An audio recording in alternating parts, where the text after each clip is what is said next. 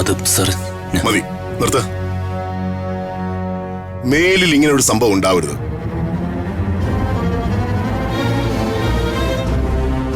അതെങ്ങനെ പറയും പ്രതാപ? ദേ ഇവൻ, ഈ രാജു, ഇവൻ എന്റെ മോനെ അപമാനിക്കാൻ അച്ചാരോ വാങ്ങി നടക്കുവല്ലേ? അല്ല, ഞാൻ രാജു, നീ പറ, എന്താ നിന്റെ ഉദ്ദേശം?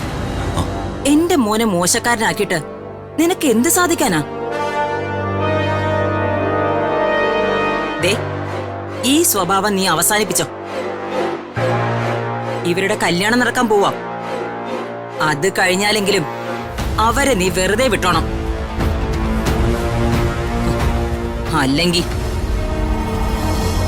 വിവാഹത്തിന് സമ്മതമില്ലാത്തവർ അത് മുടക്കാൻ നോക്കും. അവര് രാജുവിനെ മുന്നിൽ നിർത്തി ഇങ്ങനെ ഓരോ കളികൾ കളിച്ചുകൊണ്ടിരിക്കും. അല്ല സർ, അതുകൊണ്ട് എത്രയും പെട്ടെന്ന് വിവാഹം നടത്താൻ ഞാൻ തീരുമാനിച്ചിരിക്കുന്നു.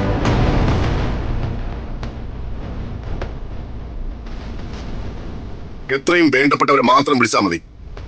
ഇവിടെ വെച്ച് വിവാഹം. അത് കഴിഞ്ഞ് ടൗണിൽ വെച്ച് എല്ലാവർക്കുമായിട്ട് റിസപ്ഷൻ. രാജു, മറ്റന്നാൾ ദീപക്കും ഋതികയുമായിട്ടുള്ള വിവാഹം ഇവിടെ നടക്കും.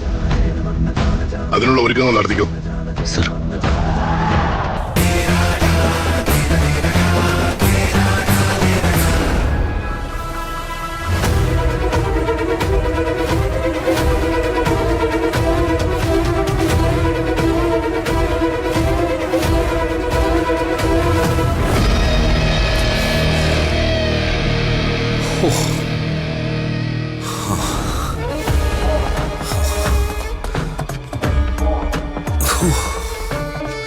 ആശ്വാസായി. അമ്മയും അമ്മാവനൊക്കെ വിശ്വസെന്നാ തോന്നേ.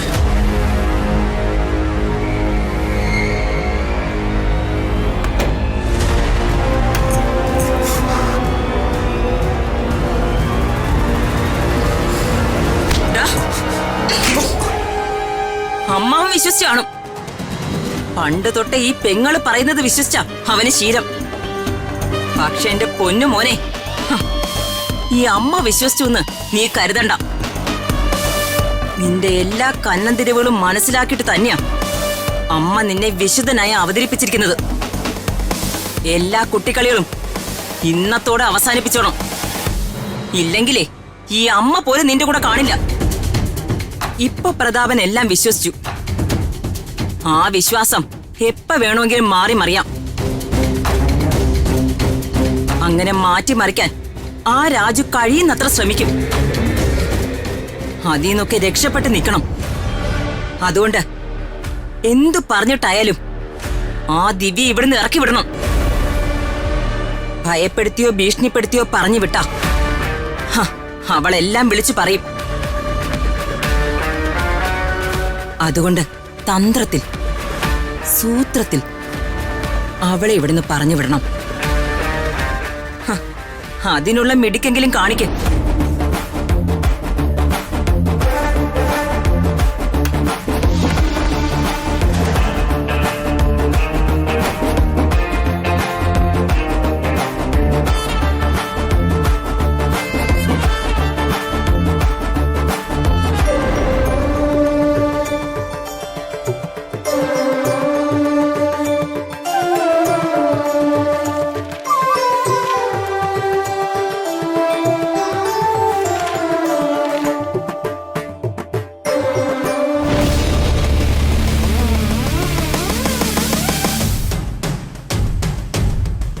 വിദ്യാഭ്യാസ മന്ത്രിയുടെ മകൾക്ക് വിവാഹം.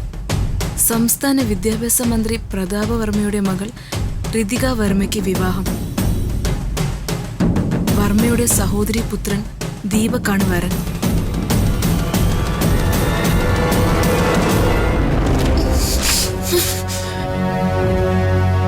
സഹോദരി പുത്രൻ, എന്റെ ജീവിതം നശിപ്പിച്ച ദുഷ്ടപിശാചിന്റെ മകൻ എന്റെ മകളെ വിവാഹം കഴിക്കേ അനുവദിക്കില്ല ഞാൻ.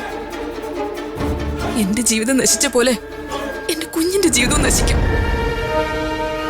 ഇല്ല, ഇത് നടന്നുകൂടാ, നടക്കാൻ അനുവദിച്ചുകൂടാ. കല്യാണത്തിന് വലിയ ആർഭാടമൊന്നും വേണ്ട. ആർഭാടമൊന്നും വേണ്ട, പക്ഷേ ആൾക്കാർ വരും. വരുന്നവർക്ക് ഇരിക്കാനുള്ള സൗകര്യം ഉണ്ടാവണം. സുഭിക്ഷമായ ഭക്ഷണം കൊടുക്കണം.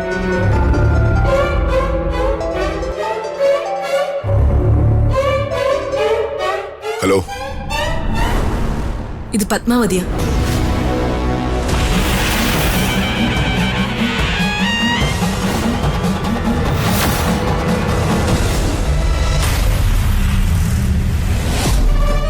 എന്തിനാ എന്നെ വിളിച്ചത്? ഞാൻ എന്റെ മകളുടെ കാര്യം പറയാനാ വിളിച്ചത്. മോളുടെ വിവാഹമാണെന്ന് പത്രത്തിലെ വാർത്ത കണ്ടു. ആ വിവാഹം നടന്നുകൂടാ. അത് നടത്തരുതെന്ന് പറയാനാ ഞാൻ വിളിച്ചത്. അത് പറയാൻ നിനക്ക് അവകാശമുണ്ടോ? അർഹതയുണ്ടോ? വെറും കൈക്കുഞ്ഞായിരുന്നപ്പോ അവളെ ഉപേക്ഷിച്ച് പോയതല്ലേ നീ? മക്കളെ സ്നേഹിക്കുന്ന ഏതെങ്കിലും ഒരു അമ്മ ചെയ്യുന്ന കാര്യമാണോ അത്?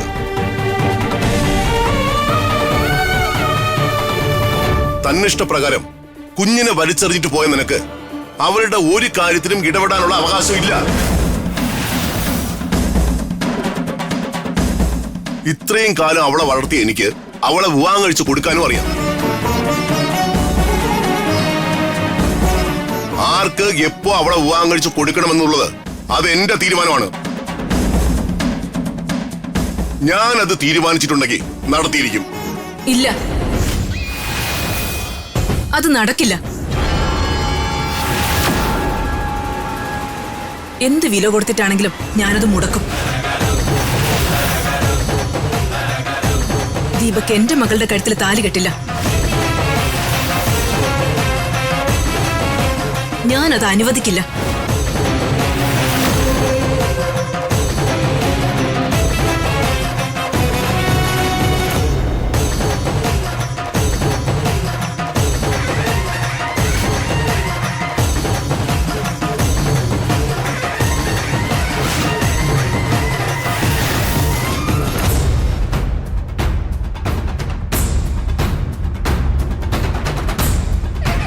അപ്പോ അന്ന് അവിടെ ചത്തില്ലേ?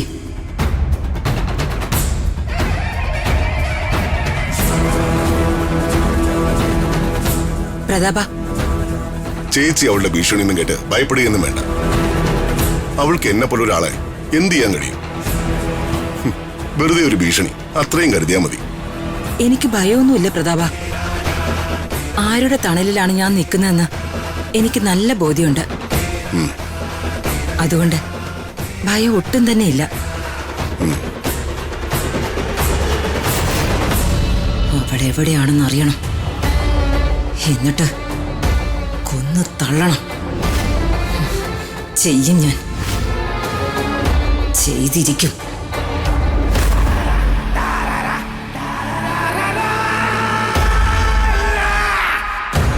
Hello madam. പത്മാവതി ഇവിടുന്ന് ഇറങ്ങിയിട്ടുണ്ട്. വഴിയിൽ വെച്ച് തന്നെ അവളെ തീർത്തേക്കണം. അതിനുള്ളതെല്ലാം ചെയ്തിട്ടുണ്ട് മാഡം. എടോ, കുഞ്ഞിനെ സുരക്ഷിതമായി ഏൽപ്പിക്കണം. ശരി മാഡം.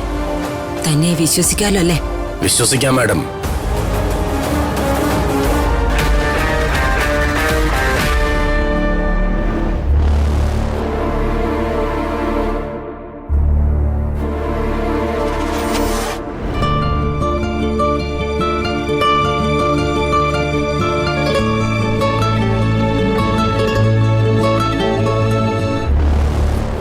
എന്തിനാ അത്യാവശ്യമായിട്ട് കാണണമെന്ന് പറഞ്ഞത്?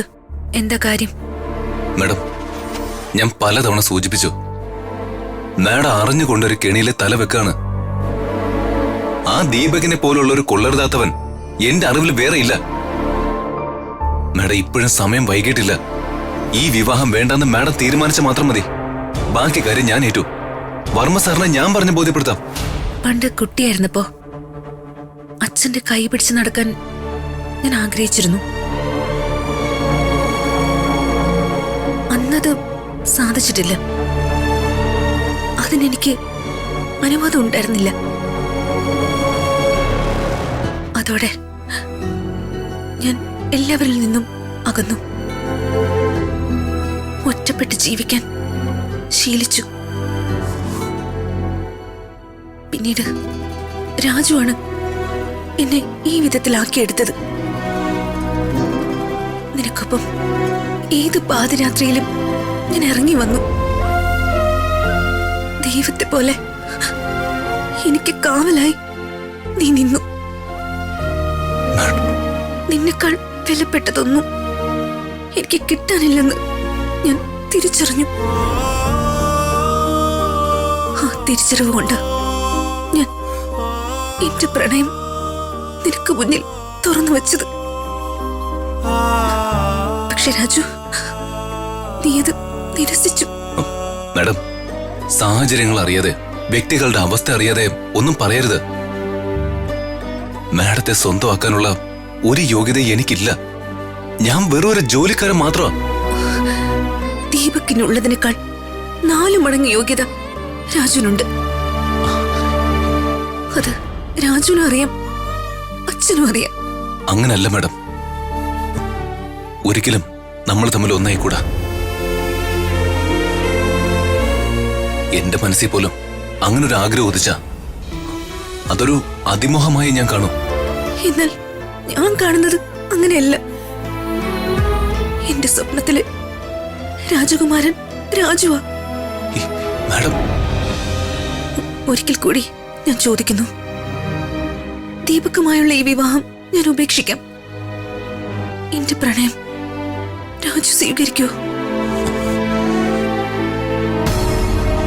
എന്നോടൊത്തുള്ള ഒരു ജീവിതത്തിന് രാജു തയ്യാറാവോ? ഇല്ല, ഒരിക്കലും ഇല്ല മാഡം, ഒരിക്കലും. അതിനെന്നെ നിർബന്ധിക്കരുത്. എന്നാ ഈ സംഭാഷണം നമുക്കിവിടെ നിർത്താം. ദീപക്കുമായിട്ടുള്ള എന്റെ വിവാഹം നടന്നോട്ടെ. Madam, madam, madam, madam.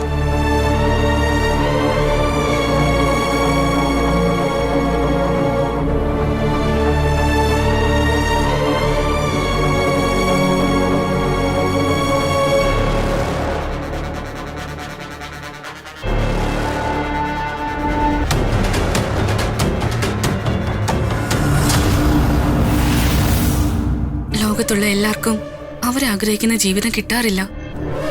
നമുക്കും അങ്ങനൊരു സൗഭാഗ്യം വിധിച്ചിട്ടില്ല എന്ന് കരുതാം. പണത്തോടുള്ള അമ്മയുടെ ആർത്തി മാത്രം ഇവിടുത്തെ പ്രശ്നം. നമുക്കത് അവഗണിക്കാം. എല്ലാവരെയും വിട്ട് നമുക്ക് എവിടെയെങ്കിലും പോയി സന്തോഷമായിട്ട് ജീവിക്കാം. ഇല്ല ഹരീഷ്, അത് നടക്കില്ല. വീട്ടുകാരെ, പ്രത്യേകിച്ച് രാജുവേട്ടനെ ധിക്കരിച്ച് ഞാൻ ഒരു കാര്യം ചെയ്യില്ല. നമ്മളിങ്ങനെ കാണുന്നത് പോലും ചേട്ടൻ അറിഞ്ഞ പ്രശ്നോ? നമുക്കെല്ലാം മറക്കാം. ശ്രീ,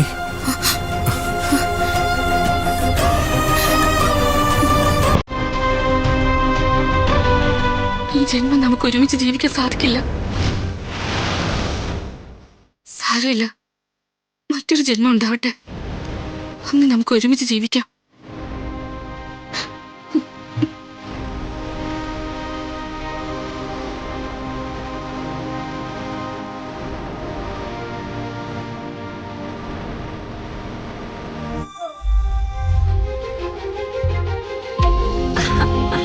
കൊറേ കാലം ആയല്ലോ മാഡത്തിനെ ഈ വഴിക്ക് കണ്ടിട്ട്.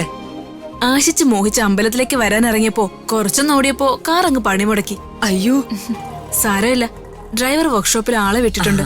കുറച്ചു ദൂരമല്ലോ അമ്പലത്തിലേക്ക്, അതുകൊണ്ട് ഞാനിങ്ങ് നടന്നു പോന്നു. ഓ, ആള് വന്ന് ശരിയാക്കുന്നവരെ തൊഴുതു നിൽക്കാന്ന് വെച്ചു. ഭഗവാനല്ലേ നമുക്കുള്ള ഏക ആശ്രയം. അതെ. പിന്നെ മാഡം, ചോദിക്കുന്നതുകൊണ്ടൊന്നും തോന്നരുത്. പത്രത്തിൽ വാർത്ത കണ്ടിരുന്നു. മോളുടെ കല്യാണത്തിന്റെ മാഡം കൂടി ചേർന്നാണോ കല്യാണം ഉറപ്പിച്ചത്? സാറുമായിട്ടുള്ള പ്രശ്നങ്ങളൊക്കെ തീർന്നോ? ഇനി കാണുമ്പോ നമുക്ക് ഇതിനെക്കുറിച്ച് സംസാരിക്കാം. വർക്ക്ഷോപ്പിൽ നിന്ന് ആളെത്തുമ്പോ എനിക്കങ്ങ് എത്തണം. ആ, ശരി മാഡം.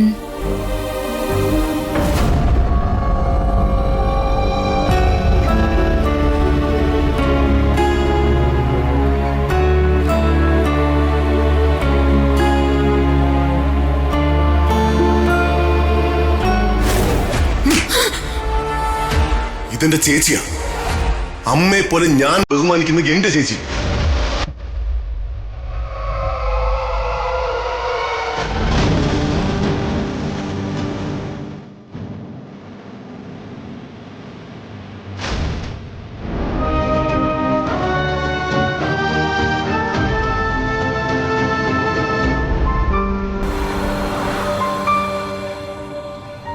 രാജു എന്താ എന്നെ മനസ്സിലാക്കാത്തത്? എല്ലാ കാര്യങ്ങളിലും അവൻ എന്നെ സപ്പോർട്ട് ചെയ്യുന്നുണ്ട്. ഞാൻ നന്നായിരിക്കാൻ അവൻ ആഗ്രഹിക്കുന്നുണ്ട്. എനിക്ക് ഒരു അപകടവും പറ്റാതിരിക്കാൻ അവൻ ശ്രദ്ധിക്കുന്നുണ്ട്. എനിക്ക് എന്താവശ്യമുണ്ടോ അതെല്ലാം സാധിച്ചു തരുന്നുണ്ട്. പിന്നെന്താ അവൻ എന്നെ അവഗണിക്കുന്നത്? ദീപകിന്റെ സ്വഭാവം നന്നായി അറിയുന്നവനല്ലേ രാജു? എന്റെ വിധിയാണെന്ന് കരുതി ഞാൻ ഈ വിവാഹത്തിന് സമ്മതിക്കാണെന്ന് പറഞ്ഞിട്ടും അവൻ എന്താ എന്നെ സ്വീകരിക്കാത്തത്? ഇനി അവന്റെ മനസ്സിൽ വേറെ ആരെങ്കിലും ഉണ്ടോ? ദൈവമേ, ഇനി അധിക സമയം എനിക്ക് മുന്നിലില്ല. എന്റെ രാജുവിനെ നീ എനിക്ക് തന്നെ തരണേ. നീയല്ലാതെ എനിക്കിപ്പോ ആരും തന്നെ തുണയില്ല.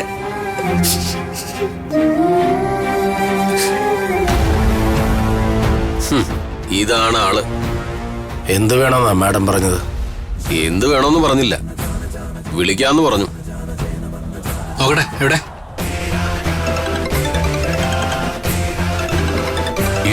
ദേ മേഡം വിളിക്കുന്നു. എടുക്ക. Hello madam. നിങ്ങൾ അവളുടെ സ്ഥലം ലൊക്കേറ്റ് ചെയ്തോ? ആ, കണ്ടുപിടിച്ചു മേഡം. ശരി, അവളെ ഫോളോ ചെയ്യണം, തീർത്ത് കളയണം. ശരി മേഡം. കാറോ ലോറിയോ ഉപയോഗിച്ച് ഒരു ആക്സിഡന്റ് ഉണ്ടാക്കുന്നതാണ് നല്ലത്. പിന്നെ എന്തെങ്കിലും സംഭവിച്ചാ അതപ്പം നോക്കാം.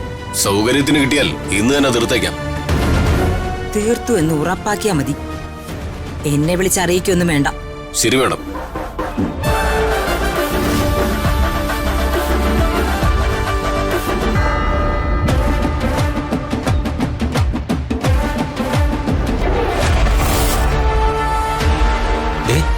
ഇതല്ലേ അവള്?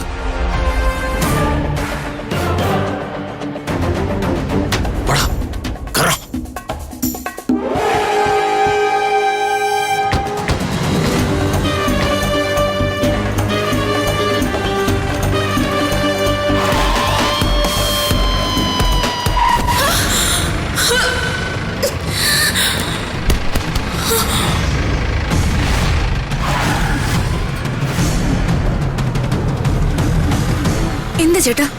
ആക്സിഡന്റ് ആണ് മാഡം. അയ്യോ,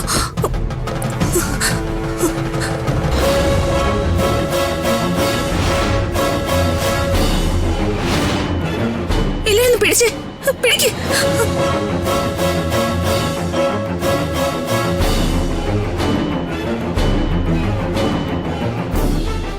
വേഗം.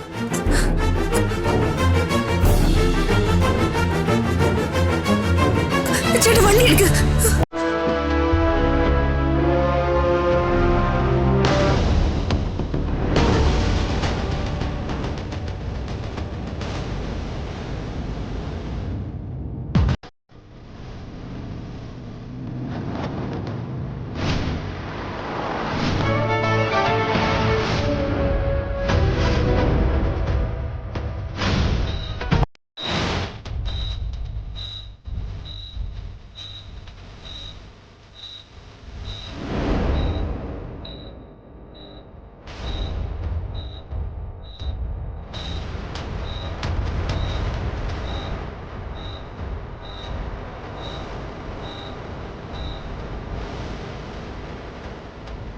ആ ആക്സിഡന്റ് കേസിന്റെ ഒപ്പം വന്ന ആളല്ലേ? അതെ. ആളിന്റെ പേരൊന്ന് പറയൂ. പേര് അറിയില്ല സിസ്റ്റർ. ഓ, ഏതോ ഒരു കാറ് ഇടിച്ചിട്ട് നിർത്താതെ പോയിന്നാ അറിയാൻ കഴിഞ്ഞത്. വീണ് കിടന്നത് കണ്ടിട്ട് ഞാൻ കൊണ്ടുവന്നതാ. അപ്പൊ പോലീസിനെ അറിയിക്കാം. പിന്നെ കുറച്ച് സീരിയസ് ആണ്, കുറച്ച് ബ്ലഡ് പോയിട്ടുണ്ട്. ബ്ലഡ് വേണ്ടി വരും. ബ്ലഡ് ഗ്രൂപ്പ് ഏതാ സിസ്റ്റർ? AB നെഗറ്റീവാ. ഞാനും AB നെഗറ്റീവാണ് സിസ്റ്റർ. ബ്ലഡ് ഞാൻ തരാം. എന്നാ വെയിറ്റ് ചെയ്യൂ, ഫോർമാലിറ്റീസ് ചെയ്യാം. സിസ്റ്റർ, ഇവരെ ബ്ലഡ് ബാങ്കിലേക്ക് കൊണ്ടുപോകും. Okay. ഡീറ്റെയിൽസ് ഞാൻ വിളിച്ചറിയിക്കാം. ശരി ശരി. വരും.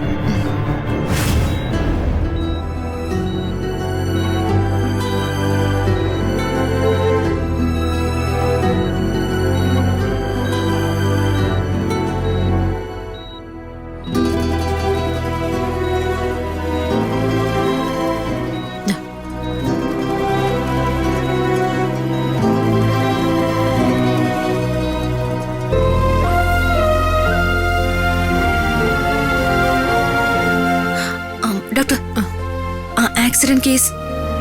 പേടിക്കാനൊന്നുമില്ല. ആളിപ്പോ സേഫ് സോണിലാണ്. തെറിച്ചു വീണപ്പോ തല എവിടെയോ ശക്തമായി ഇടിച്ചിട്ടുണ്ട്. അതിന്റെ ഇഞ്ചുറിയാണ് മെയിൻ ആയിട്ടുള്ളത്. കോൺഷ്യസ് അല്ല. ബോധം വരാൻ കുറച്ച് സമയം കൂടി എടുക്കും. പേഷ്യന്റ് കുട്ടിയുടെ ആരെന്നാ പറഞ്ഞത്? ഇല്ല ഡോക്ടർ, ആരുമല്ല. ആക്സിഡന്റ് പറ്റി വീണപ്പോ കണ്ടതാ. പിന്നെ ഒന്നും നോക്കിയില്ല, ഇങ്ങോട്ട് കൊണ്ടുപോന്നു. നന്നായി. ചോര വാർന്നു പോകാതെ ഉടനെ തന്നെ എത്തിച്ചതുകൊണ്ട് ജീവൻ രക്ഷിക്കാൻ പറ്റി. Keep it up. Thank you doctor. ആളെ തിരിച്ചറിയാത്തത് കൊണ്ട് അതിന് വേറെ പ്രൊസീജിയേഴ്സ് ഉണ്ട്. പോലീസ് വരും. അവരാളെ തിരിച്ചറിഞ്ഞ് ബന്ധുക്കളെ വിവരം അറിയിച്ചോളൂ. അപ്പോ ഞാനിനി നിൽക്കേണ്ട ആവശ്യമില്ലല്ലോ? ഇല്ല, കുട്ടിക്ക് പോവാം.